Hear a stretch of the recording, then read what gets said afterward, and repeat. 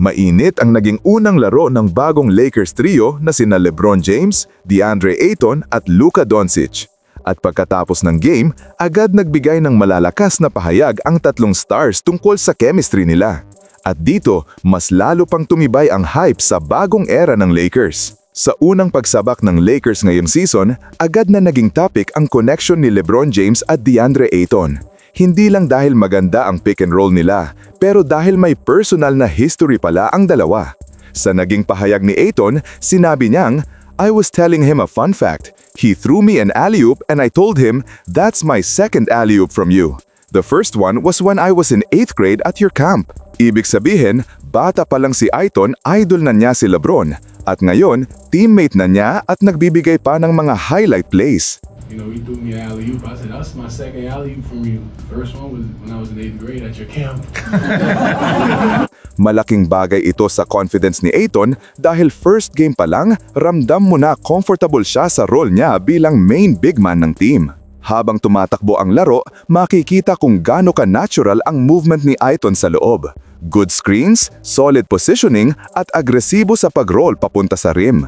At ang nagpa-spice palalo, ang playmaking ng parehong Luka at LeBron.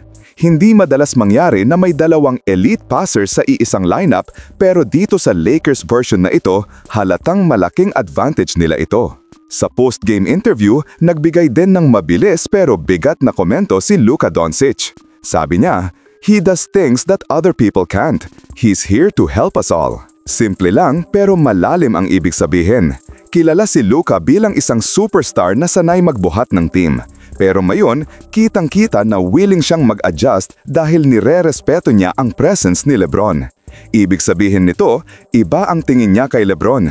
Hindi lang teammate, kundi leader na may epekto sa lahat ng nasa court. Samantala, hindi rin nagpahuli si LeBron.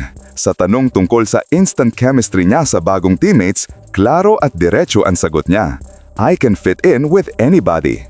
Kilala na natin si LeBron bilang isang player na kayang mag-adjust sa kahit anong lineup, pero iba ang dating nito ngayon dahil kasama niya sina Luka at Ayton, dalawang players na may specific play styles.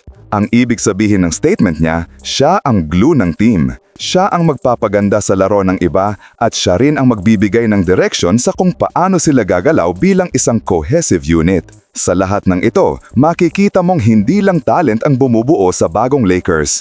May respeto, may chemistry at may mindset na magtutulungan sila. At kung ganito kaagaga pa lang ganito na ang vibes nila, malaking bagay ito para sa long season na darating. Kung pagbabasehan ang unang laro at pahayag ng bawat star, malinaw na may special connection ang bagong core ng Lakers. Si Ayton motivated at may personal bond kay LeBron. Si Luka fully trusting sa leadership ni LeBron. At si LeBron ready mag-adjust at mag-lift ng teammates. Ang combination na ito ay bihira, elite talent plus mutual respect. Kung magtutuloy-tuloy ito, magiging isa ito sa mga pinaka-fluid at dangerous offensive trio sa buong liga. I-comment ninyo na lang po sa ibaba ang inyong opinyon at huwag kalimutang mag-subscribe sa aking channel. Maraming salamat po!